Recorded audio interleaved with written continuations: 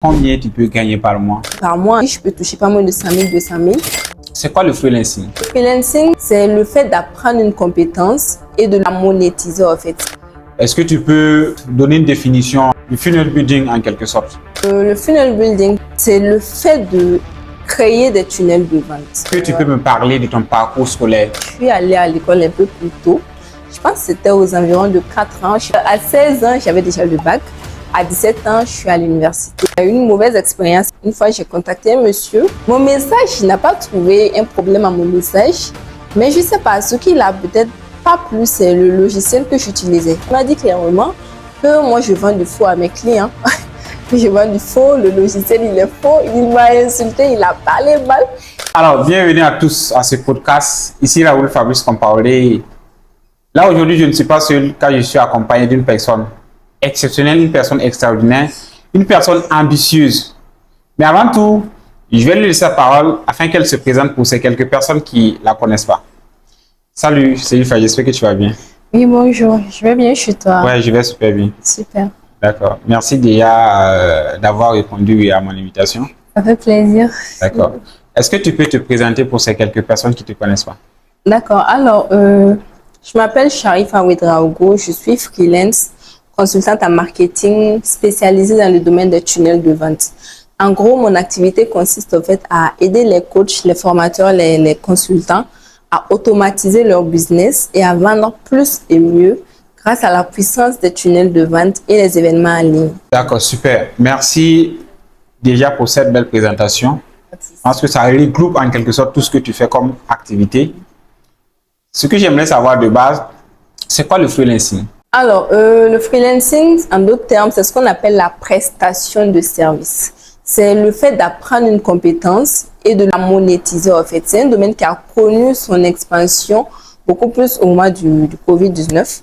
Les gens se sont rendus compte qu'avec le numérique, on peut faire énormément de choses. Ils se demandent genre comment est-ce que tu peux rester de chez toi pour arriver à avoir de l'argent.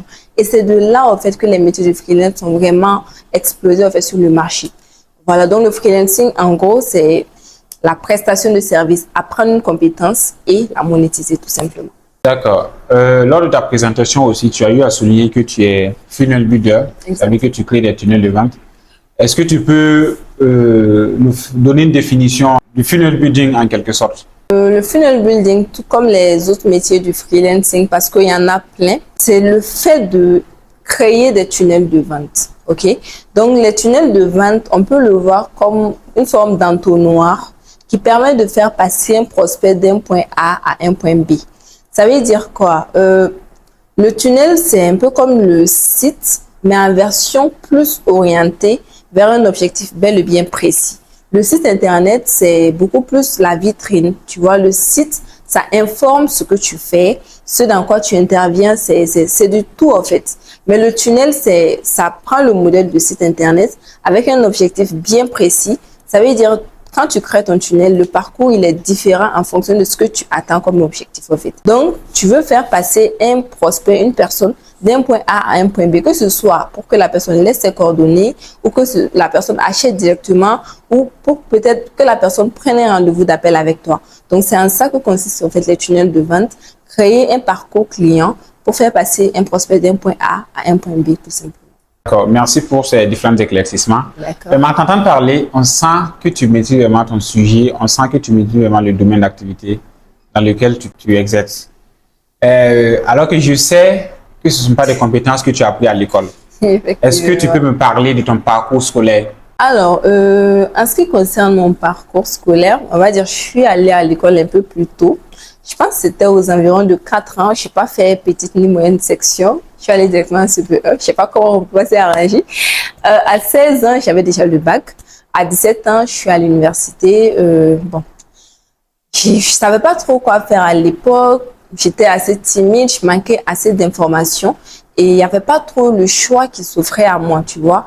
Et vu les filières que l'État m'avait proposées parce que c'était le public, c'était la médecine qui était le choix le plus évident pour moi et tout, parce que tous les autres filières, il y avait pas mal de problèmes, peut-être les retards, etc. Donc, également influencée par le choix de la famille, en fait. Donc, je me suis retrouvée en fait en médecine, j'ai fait 1 an, j'ai j'ai commencé la deuxième année, je me suis rendu compte que je n'étais pas en phase avec ça, tu vois. Donc, j'ai préféré partir. Actuellement, je pense que ça fait 1 an ou 2 maintenant. Actuellement, en fait, mon objectif, c'est de pouvoir, en fait, me réinscrire pour faire des filières beaucoup plus dans le domaine du management de projet. D'accord, super. Vraiment, c'est inspirant. Voilà. Dis-moi, quel a été vraiment le déclic? Côté déclic, on va faire un rebond en arrière. Donc, quand je quittais la médecine, j'avais la bourse à l'époque. J'ai pris mon argent de bourse, j'ai investi dans l'e-commerce parce que tu vois, au début, quand je partais, je savais pas trop quoi faire. Il y avait beaucoup trop d'informations sur YouTube, comment lancer un business, comment avoir l'argent. Tu sais pas vers quoi te tourner, tu vois. Donc, c'est dans ça que je me suis retrouvée en fait dans l'e-commerce. J'ai acheté la formation d'un Ivoirien. Je ne vais pas dévoiler trop son nom. Et c'est à l'intérieur en fait cette formation-là que j'ai appris le funnel building. Mais je n'ai pas accroché de suite en fait. Tu vois, c'est une fois en fait j'ai postulé pour une agence pour le poste de secrétariat. Je suis allée, on a fait les entretiens et tout. J'ai discuté avec la personne en question. La personne a vu que j'avais quand même pas mal d'ambition et vu le parcours que j'avais avec mon si jeune âge, il s'est dit attends. En fait, tu mérites plus en fait que le poste pour lequel tu es venu. Voilà ce qu'on va faire pour toi. Il y a le patron qui est là. On va te mettre en contact avec le patron. Il va essayer de voir est-ce que il y a peut-être une place dans l'équipe en fait pour que tu puisses, pourquoi pas, jouer un rôle majeur. J'ai dit, il n'y a pas de souci, c'était un honneur pour moi et tout ça. Donc, on a fixé un rendez-vous avec le patron en question. Durant le rendez-vous, on a discuté. On s'est rendu compte qu'on avait plus de points communs en fait. Parce que la formation en e-commerce que j'avais, ben lui, il avait également la même formation, tu vois. Et on a discuté, il m'a dit, ben actuellement l'équipe elle est pleine. Lui là, peut-être un funnel builder qui est à l'international. Est-ce que, je sais pas, est-ce que moi je connais les tunnels de vente? À l'époque, je connaissais pas du tout. Je lui ai dit oui, je connais, sachant que je vais rentrer, commencer à visiter la partie. Donc, comme je tenais réellement au boulot et tout, je suis rentrée, j'ai commencé à fouiller un peu sur YouTube, les formations que j'avais achetées également, j'ai commencé à vraiment m'intéresser et tout ça. Et c'est dans ça, en fait, en moins de 24 heures, j'avais déjà les bases. J'ai commencé à concevoir mes propres tunnels, j'ai commencé à concevoir des tunnels également pour son domaine d'activité en e-commerce et tout ça. Donc, c'est de là que tout est parti. En fait. Waouh! À 24 heures que tu as vraiment appris tout ça.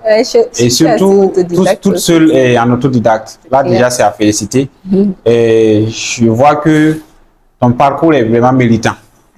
Voilà, tu mérites ton parcours. Généralement, quelles sont les difficultés auxquelles tu fais face? Alors, côté difficulté, il faut prendre en compte le fait que de base, je suis une personne assez réservée, timide. Bon, je l'étais parce que là, actuellement, j'essaie vraiment de plus m'exprimer. Et quand je commençais tout ça, ben, j'avais rien de tout ça. Je n'étais pas informée, je connaissais personne et tout, tu vois. Donc, c'était vraiment compliqué. Donc, les difficultés que j'ai rencontrées à l'époque, c'est vraiment côté recherche de clients. Tu vois, j'avais peur d'aller déranger les gens, d'aller embêter les gens, être là, ouais, bonjour, je suis tant, je fais tant, est-ce que tu n'as pas besoin de mes services? Tu vois, la prospection de façon générale, tu vois. Et ça, vraiment, ça m'a mis un frein pendant très longtemps. Ça a ralenti mon business et tout. Et ça faisait que je poussais beaucoup plus par recommandation et majoritairement, en fait, à travers les clients, le réseau que j'avais créé de l'autre côté avec l'agence, tu vois. Donc, ça m'a limité carrément. Voilà, donc côté difficulté, je dirais ma timidité pour sortir de ma zone de confort. J'ai connu ça, j'ai également connu également côté recherche de clients. Tu vois, c'était pas aussi simple à l'époque et tout, mais là actuellement, tout est beaucoup plus clair dans ma tête, c'est beaucoup plus structuré et tout, et je pense que je m'en sors beaucoup mieux en fait. Voilà. Ouais, vraiment super.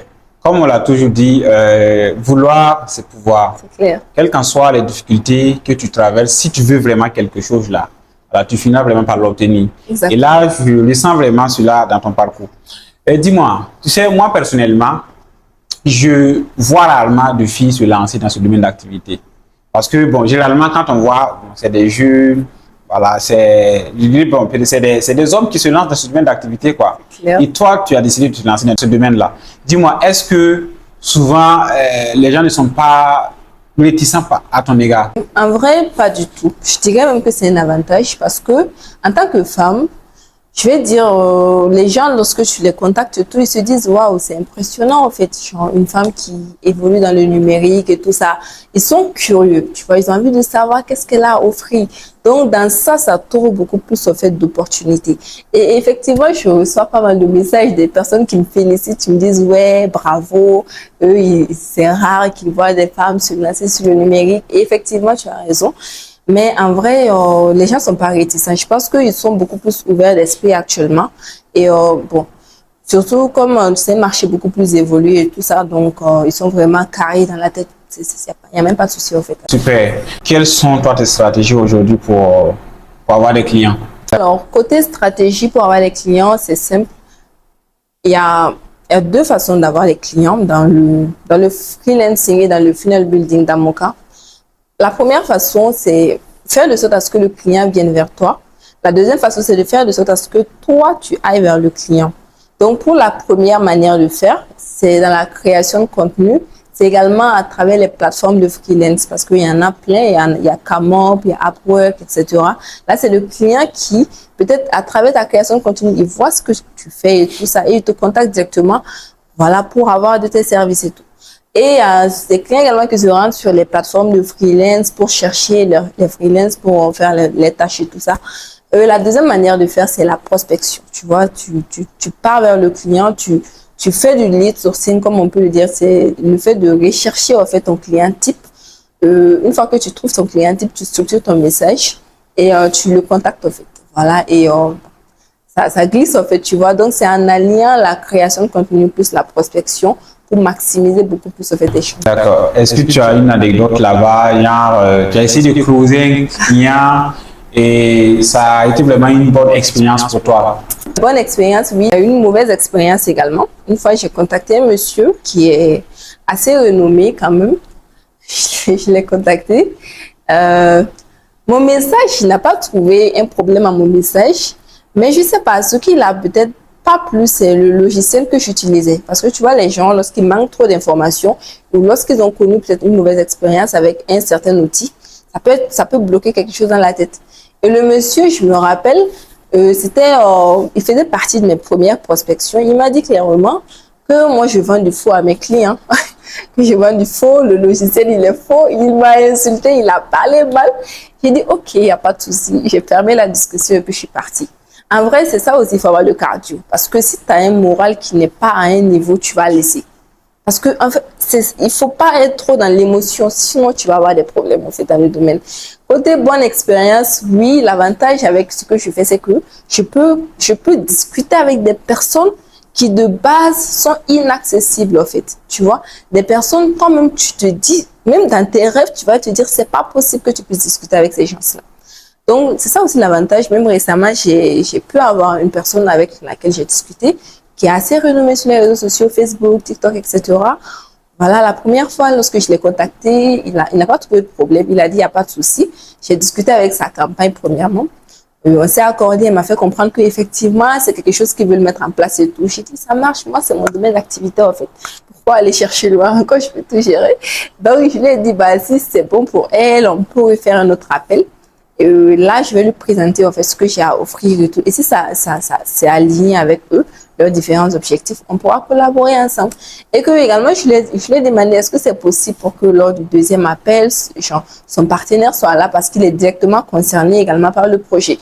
Parce que tu vois, en closing, si tu contactes uniquement l'un, et tu laisses l'autre, il va dire qu'il va aller demander de l'avis son collaborateur. Si le collaborateur ne t'a pas vraiment vu, ne t'a pas écouté, il ne connaît pas réellement la valeur ajoutée de ce que tu as, tu peux avoir plus de mal à closer, tu vois un peu. Parce que il va lui dire, je n'ai pas écouté, je ne sais pas ce qu'elle a dit, genre, il ne sera pas trop convaincu. Mais quand tu as les deux à la fois, tu fais d'une pierre deux coups. Si tu les convaincs les deux, c'est fini en fait. Donc, grâce à ça, j'ai pu discuter avec le monsieur en question. En vrai, moi, je ne pensais pas que c'était possible, en fait, de pouvoir atteindre ces personnes-là, tu vois. C'est ça aussi le métier. Par exemple, sur 7 jours, je peux causer avec des Américains 5 jours sur 7. Ils sont très accessibles. Tu les causes en visio, en appel, tranquille, tu n'as même pas de problème, en fait. C'est ça aussi l'avantage, en fait, du métier. Mais est-ce que la langue ne pose pas un problème? La langue, non, ça dépend. Je travaille beaucoup plus avec les Français, tu vois. Là, c'est le français, on parle français. Pour le moment, je suis pas encore tombée sur un client américain qui parle l'anglais, tu vois. Mais même si, je pense que les gens sont devenus bilingues, majoritairement, les gens parlent le français actuellement. En fait. Sinon, j'allais dire que ça allait être vraiment compliqué. Hein. Pour quelqu'un qui ne comprend pas anglais, comment tu vas pouvoir closer? C'est compliqué. Ok. Dis-moi, aujourd'hui, quel genre de clients avec qui tu bosses? Généralement, je bosse souvent avec des clients qui sont au pays, en Afrique, de façon générale, Burkina, Côte d'Ivoire, etc. Mais majoritairement, je cible en fait le public externe, genre à l'international. Parce que tu vois, ici, ceux qui sont là, le niveau de maturité, c'est pas trop ça. Quand tu veux collaborer avec eux, tu es leur formateur, en fait. Tu es obligé d'abord de leur contextualiser, de leur faire comprendre ce que c'est que le funnel building, parce qu'eux-mêmes, ils n'arrivent pas à percevoir la vraie valeur de la chose, tu vois. Donc, tu es obligé d'expliquer les choses. Genre, tu te retrouves à leur former gratuitement, parce que je te paye même pas pour les frais de la formation. Et le truc, c'est que tu peux pas taxer à la hauteur de ta valeur. Tu vois, parce que bon, comme ils voient pas trop la valeur perçue, c'est compliqué en fait de donner des prix exorbitants. Même si tu dis 100 000, ils trouvent que c'est trop cher. Alors qu'à l'international, c'est pas moins de 300, 500 euros. Tu vois un peu, le niveau de maturité, c'est pas trop ça. Donc, je suis beaucoup plus avec les clients à l'international. Mais bien sûr, je néglige pas de projet. Personnellement, en toute humilité, je néglige pas de projet. Si c'est pas dans mes cordes, je peux peut-être déléguer à d'autres personnes. Parce que je connais d'autres petits également qui gèrent un peu le design et tout pour les e-commerçants. Donc, je les délègue et puis voilà quoi.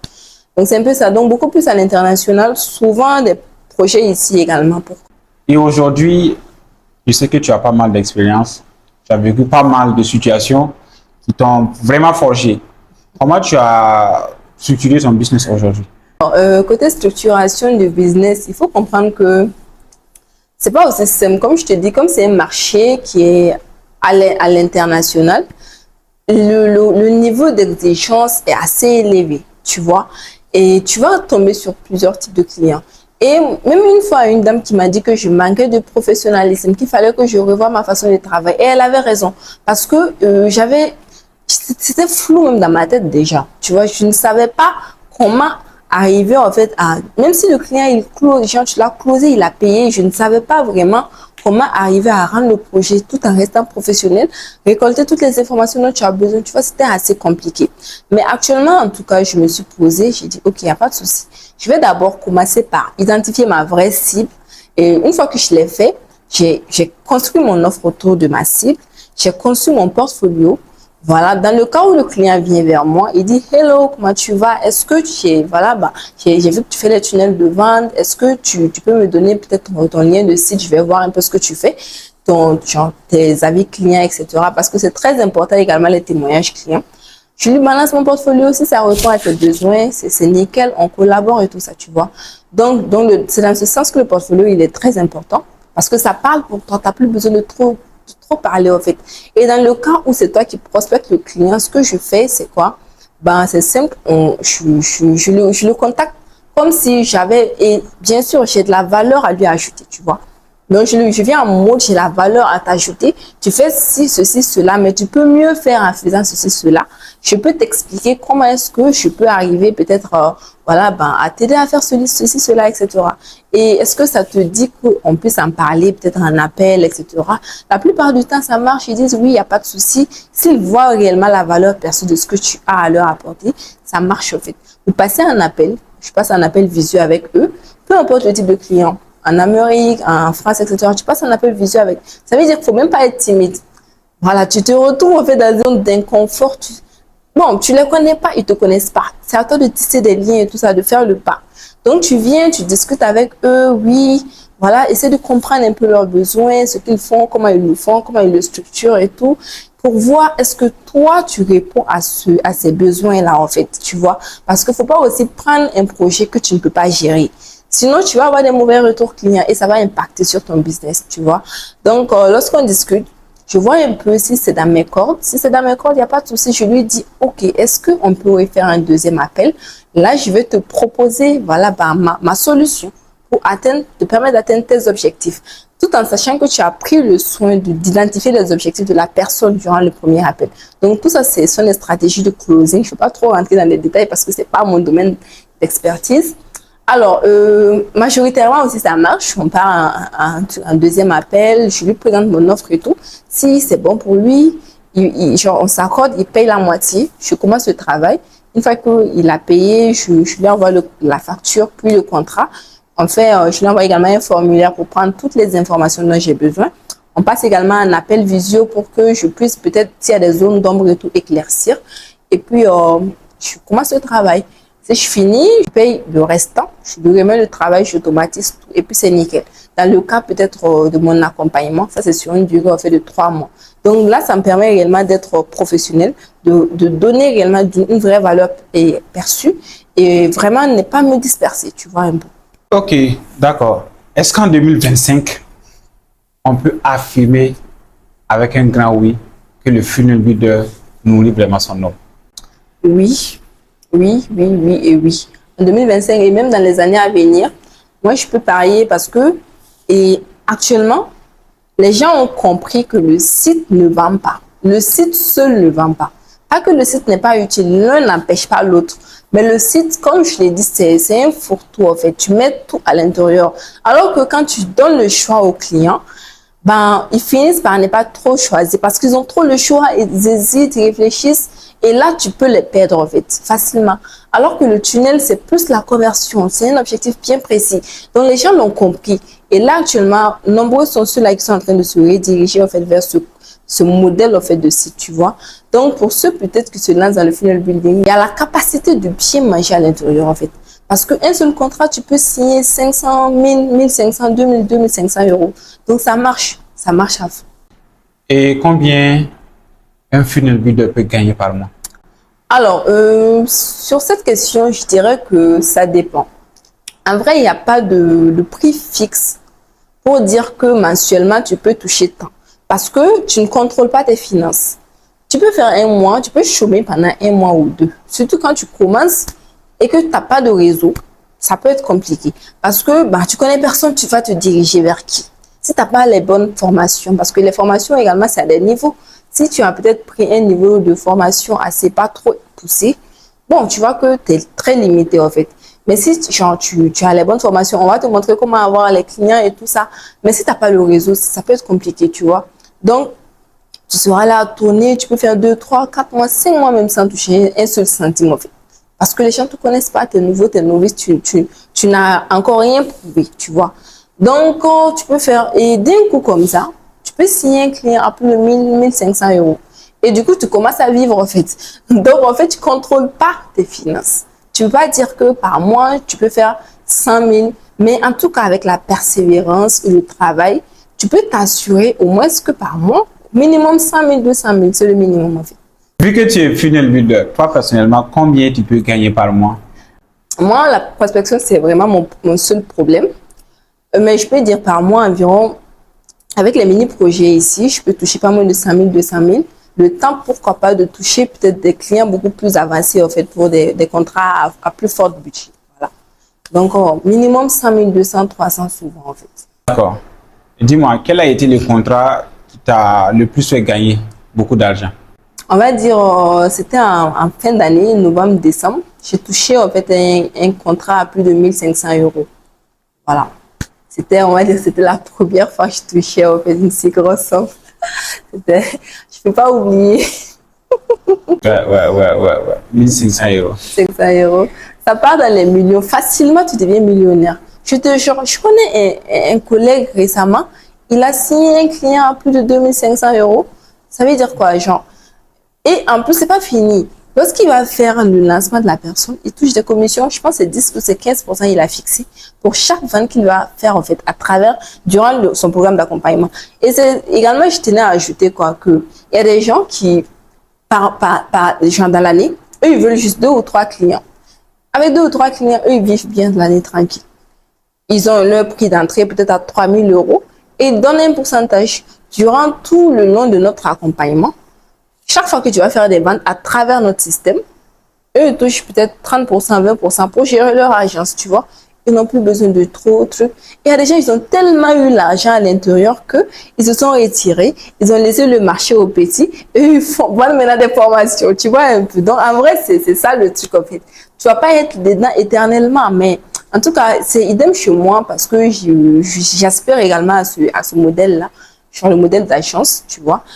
Construire, pourquoi pas, aider peut-être recruter peut-être des graphistes, des monteurs vidéo, ceux qui gèrent la publicité, qui vont gérer le système de tout ça. Et moi, je vais peut-être beaucoup plus m'occuper en fait de la recherche client. Et une fois que c'est bien tout calé et tout, moi, je peux me retirer et puis ils vont gérer le business. Et on partage en fait l'argent. Tu vois, c'est un peu intelligent ce que les gens font. D'accord, super. Mais est-ce que les tunnels de vente aujourd'hui peuvent être adaptés à n'importe quel type de produit ou bien à n'importe quel type de domaine d'activité? Non, non, pas du tout. Le tunnel de vente, c'est bon. Je prends un exemple classique. Est-ce qu'une personne qui vend les robes pour femmes, est-ce que les hommes peuvent porter? Pas du tout. Donc, c'est une façon de dire que chaque offre, chaque truc que tu proposes et tout, ben, c'est pour un marché bien précis. Tu vois? Pour quelqu'un qui est multi-produit, moi, je ne conseille pas le tunnel de vente parce que ce sera pénible, en fait.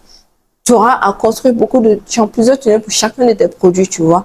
Mais peut-être ces 2-3 produits que tu n'as pas trop envie de discuter trop sur WhatsApp et tout. Bon, tu peux automatiser pour recevoir peut-être les contacts pour appeler après. Oui, il n'y a pas de souci, tu vois. Mais en vrai, c'est pas pour tout le monde. C'est beaucoup plus pour le marché des infopreneurs, ceux qui vendent des formations, du coaching, etc. Même des formations en présentiel de temps à autre. C'est leur marché. D'accord, super. Dis-moi, aujourd'hui, je sais que tu as pas mal d'expérience dans ce domaine-là, alors que ce soit dans le funnel building, que ce soit aussi dans les business en ligne. Quels sont les conseils que tu peux donner à un jeune qui désire se lancer dans l'entrepreneuriat ou dans les business en ligne, mais qui ne sait pas exactement par où commencer? Alors, un conseil que moi je vais donner, c'est simple. Trouve quelque chose qui est capable d'apporter de la valeur ajoutée à la vie d'une seule personne. Tu deviens excellent. Ça veut dire, une fois que tu auras trouvé, tu te formes pour acquérir également la compétence. Tu deviens excellent dans le domaine. Tu proposes du gratuit pour avoir des retours clients. Tu prends tes retours clients pour aller chercher maintenant des clients beaucoup plus poussés, genre des gens qui sont capables maintenant de te payer cher parce que tu as fait tes preuves en fait. Donc c'est simple, il n'y a pas de secret. Il faut apporter de la valeur. Il faut que ce que tu proposes trouve quelque chose qui est capable d'apporter de la valeur, changer la vie d'une personne. Peu importe le domaine, c'est e-commerce que tu veux faire, c'est le freelancing que tu veux faire. Même si c'est l'e-commerce, vends un produit qui change la vie d'une personne. Si c'est la prestation de services, propose des services qui changent la vie des gens en fait, tu vois. Et mets-toi à fond dedans et deviens excellent. Parce que le marché, il est rude. Le marché est rude, il y a trop la concurrence. Donc, il faut vraiment que tu deviennes excellent dans le domaine de tout ça. Propose du gratuit si c'est nécessaire. Au lieu de venir pour vendre forcément, parce que les gens ont horreur des vendeurs, en fait. Les gens veulent acheter, mais ils n'aiment pas qu'on leur vende les choses. Tu vois? Effectivement. Donc, il faut que tu sois dans cette posture-là d'apporter de la valeur. Moi, j'ai fait du gratuit plusieurs fois et ça m'a vraiment aidé à pouvoir propulser en fait mon activité. Parce que ce sont ces gens-là qui vont te recommander, pourquoi pas en fait. Donc, tu fais du gratuit, tu prends tes retours clients, textes, vidéos, etc. Tu postes, tu crées du contenu, tu fais la prospection, tu vas vendre. En moins de 6 mois, tu vas vendre. Tu vas atteindre un certain niveau en fait. C'est obligé. Donc, il faut la persévérance également. C'est très important parce que ça va pas être facile. En vrai, c'est pas facile. Rien n'est simple. Même si tu vas vendre de l'eau, c'est pas simple. Donc, il faut réellement la persévérance, le travail, la discipline. Également, te rappeler de pourquoi tu fais ce que tu fais. Voilà. Et tu vas voir que avec ça, tu vas vraiment arriver à faire des choses extraordinaires, en fait. D'accord. Super. Merci pour ces différents conseils. Il n'y a pas de souci. Je pense que beaucoup de personnes pourront en tirer profit et pouvoir, pourquoi pas, se lancer tout de suite et maintenant. Dis-moi, est-ce que tu as un programme d'accompagnement pour les débutants qui veulent se lancer dans le funnel building? Alors, j'y réfléchissais, mais bon, pour le moment, je n'ai pas encore mis sur pied un programme d'accompagnement.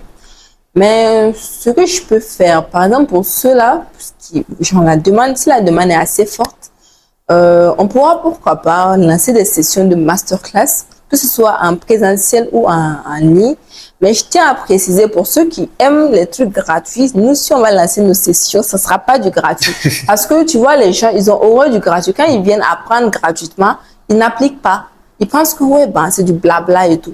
Même si on va mettre un prix d'entrée pas trop cher, mais en tout cas, ce ne sera pas du gratuit. Ça, c'est vraiment pour préciser. Donc, on pourra faire des masterclass en présentiel pour présenter les différents métiers de freelancing. Parce que parce que là, je suis en train de parler. Peut-être qu'il y a des gens derrière, ils vont dire, ouais, je vais faire le funnel building. Attention, si tu n'as pas le cardio, faut pas rentrer. Si tu n'es pas prêt à faire les nuits blanches pour tes clients, faut pas rentrer. Parce que je dis ça comme si c'est banal, mais en vrai, c'est une science. Ça prend en compte énormément de compétences, énormément de facultés, en fait, tu vois. C'est technique, c'est vraiment technique, c'est stratégique. Donc, ça te permet, en fait, tu penses en permanence à comment est-ce que tu peux améliorer le business du client, etc.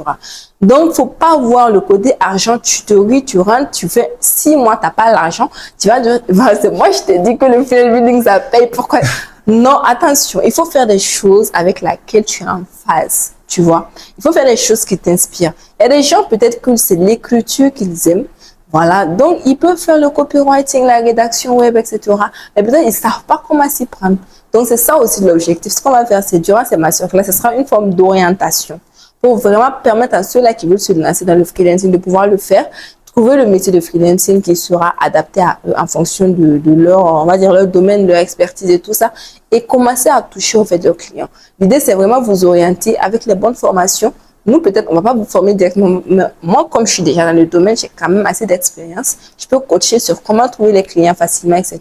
Et en tout cas, c'est quelque chose qu'on est en train de développer. Et si vous êtes nombreux à réclamer, en tout cas, je pense qu'on va accélérer en fait, le processus. En fait. D'accord, les amis. Donc, comme vous l'avez bien entendu, pour toutes ces personnes qui désirent participer à cette classe-là, n'hésitez pas à vous signaler en commentaire. Si toutefois, on voit qu'il y a vraiment beaucoup de personnes qui sont intéressées, voilà, on va essayer d'accélérer les choses et mettre en place ce programme-là afin de vous permettre d'apprendre de manière pratique et aussi de pouvoir vous lancer facilement et gagner beaucoup plus d'argent. Parce que l'objectif de toute personne sur Terre, là, c'est gagner de l'argent, faire sa vie et après partir. Donc, il ne faut pas rester dans votre zone de confort. Je n'ai pas assez de moyens, je ne sais pas par où commencer. Aujourd'hui, on a tout sur Internet. On a des contenus gratuits, on a des formations totalement gratuites. Essayez de commencer avec les moyens de bord. Commencez toujours avec ce que vous avez. Et au fur et à mesure que vous allez loin, vous pouvez réinvestir l'argent que vous gagnez et vous allez professionnaliser votre business. Avec ton téléphone, la connexion Internet, on va vous dire ça 1 million de fois. Mais avec ça, là, vous pouvez devenir riche. C'est clair, il n'y a même pas de double secret. C'est tout. C'est tout ce que moi, je peux ajouter, en fait. D'accord. Vraiment, merci beaucoup d'avoir répondu à mon invitation. Il n'y a pas de souci. Merci aussi d'avoir partagé vraiment beaucoup de valeur ajoutée dans ce contenu. Donc, pour toutes ces personnes qui désirent même se lancer et mettre sur pied un business là, si vous arrivez vraiment à suivre cette vidéo, à partir de maintenant et tout de suite là, vous pouvez démarrer quelque chose. Alors, dis-moi, quel est ton mot de fin? Alors, mon mot de fin, il est simple. Vous savez, les gars, il n'y a pas de moment parfait. Il n'y a pas de moment parfait. Tu es jeune, tu as tout. Aujourd'hui, on est à un certain niveau où on est informé. C'est pas comme avant, tu es obligé d'aller dans les cyber. Tu as tout. Il n'y a pas de moment parfait. Tu as une idée de business, fonce. Peu importe dans quoi tu veux entreprendre. Moi, j'ai peut-être choisi le freelancing, mais peut-être toi, tu veux faire de l'e-commerce ou autre chose. Vas-y, tu fonces, tu te donnes à fond, deviens excellent dans le domaine. Et tu vas voir que ça va donner. La persévérance, la discipline, la rigueur dans le travail.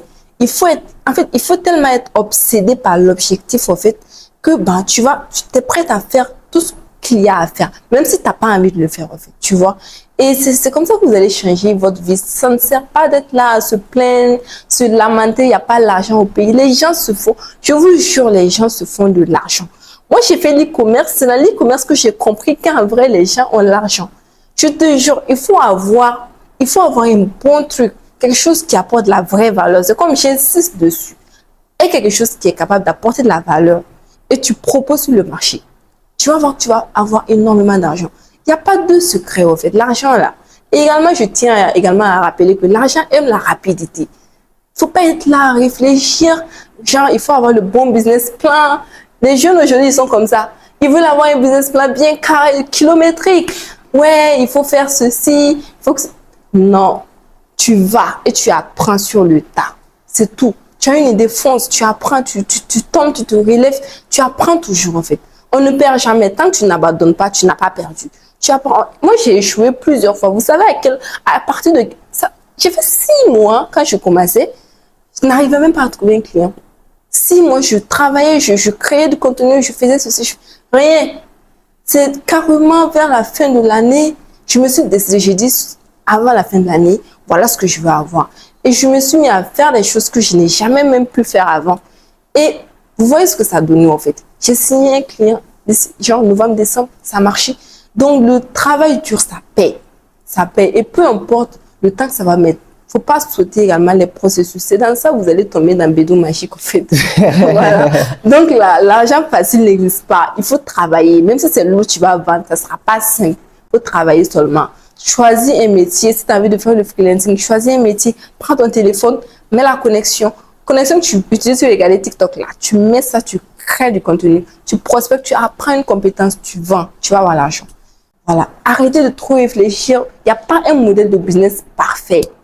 Tous les modèles de business marchent, toutes les stratégies marchent. Il faut juste se donner à fond la rigueur, la constance également, et tu vas voir, en fait, ça va donner. Vraiment, merci infiniment pour cette partage de valeurs-là. Je ne saurais comment te remercier parce que là, je pense que c'est un autre level. Voilà, c'est la toute première fois que je reçois une fille dans ce podcast. Et là, ce qu'on a partagé aujourd'hui, là, moi-même, c'est pas sûr que je vais pouvoir oublier ça encore parce que j'ai tiré vraiment pas mal de leçons aujourd'hui du parcours de Sherifa et de tout ce qu'elle a raconté comme expérience. Je pense que ça m'a marqué et je pense que ça a marqué aussi beaucoup plus de personnes. Alors, pour toutes ces personnes qui ne sont pas encore abonnées, n'hésitez pas à vous abonner tout d'abord, à liker l'application et aussi à partager afin que ça touche énormément de personnes et aussi faire profiter beaucoup plus de personnes. Alors, si tu souhaites revoir Sherifa une prochaine fois, dans ce podcast, n'hésitez pas à écrire Sherifa en commentaire et afin de la motiver à revenir partager encore beaucoup plus de valeur ajoutée. Et on se dit à tantôt pour une nouvelle vidéo. Merci. Bye.